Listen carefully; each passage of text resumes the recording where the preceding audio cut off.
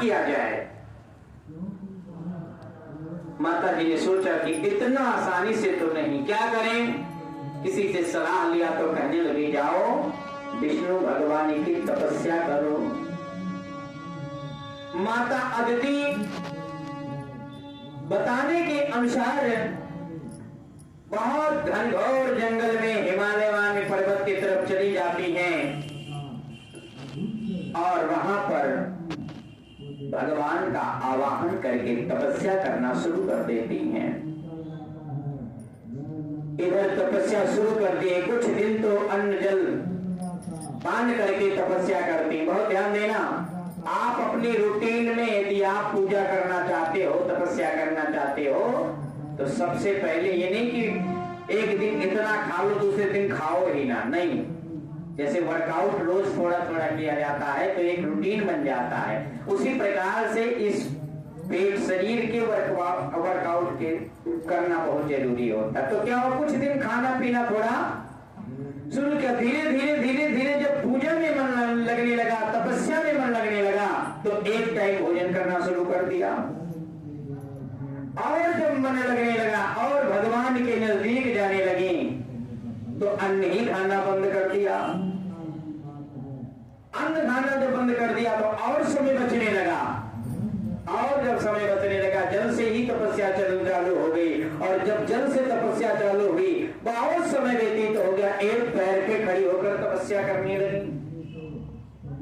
और जब एक पैर से भी बहुत समय व्यतीत हो जाता है तब उस पैर के भी अंगूठे के अग्रभाग पे खड़ी हो जाती है। ये केवल जब ही संभव होगा जब तुम्हारी तपस्या 70% हो चुकी होगी, उससे पहले ये संभव नहीं होगा। बोल गोविंद भगवान की। पहले दिन ट्राई करोगे तो कुछ नहीं होने वाला। अब जब माता जी की इतनी घनघोर तपस्या हो रही है, इधर दैत्यों को पता चला कि अदिति माता तो तपस्या कर रही है, देवताओं को विजयी दिलाकर विष्णु भगवान प्रकट हो गए और वरदान दे दिया, तो हम लोगों को इंद्रलोक छोड़ना पड़ेगा। इसलिए कोई ऐसा उपाय करो जिससे माता जी की तपस्या भंग हो जाए। अच्छा, राक्षस लोग छल बल धन सब होता है उनके पास। इस उंगली से डरोगे नहीं, इससे नहीं, अखीर पे होगे तो डरावे करो। सोचोगा क्या करें?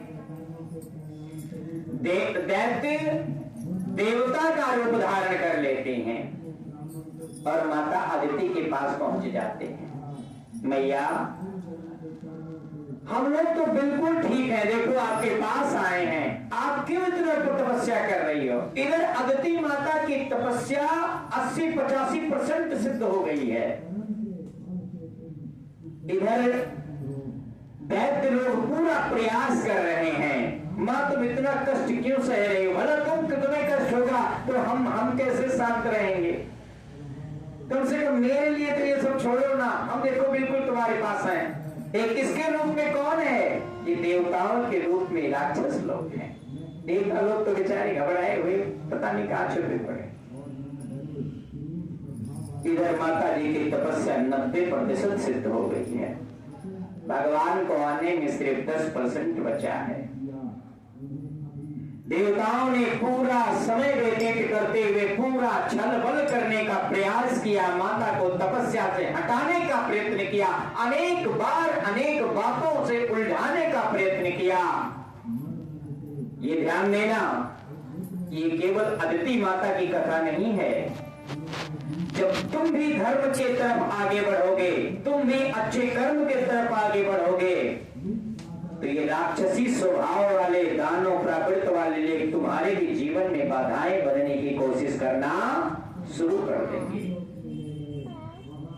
ये कथा अदिति माता की हमें सीख देती है कि जब हम कोई तपस्या करना शुरू कर देते हैं, कोई नियम करना शुरू कर देते हैं, कोई अच्छे कर्म करना शुरू कर देते हैं, तो उसमें हजार राक्षसी स्वभाव के लोग सलाह देने आ जाएंगे, ऐसा नहीं ऐसा करो, ये ऐसा ज्यादा अच्छा रहेगा।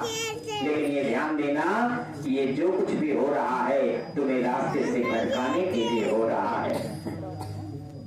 अदिति माता की तपस्या 90-95% सिद्ध होने को जा रही है। देवता लोग, राक्षस लोग खूब प्रयत्न कर रहे हैं देवताओं का रूप धारण करके, लेकिन अदिति माता 10 से मस नहीं हो रही है। क्यों?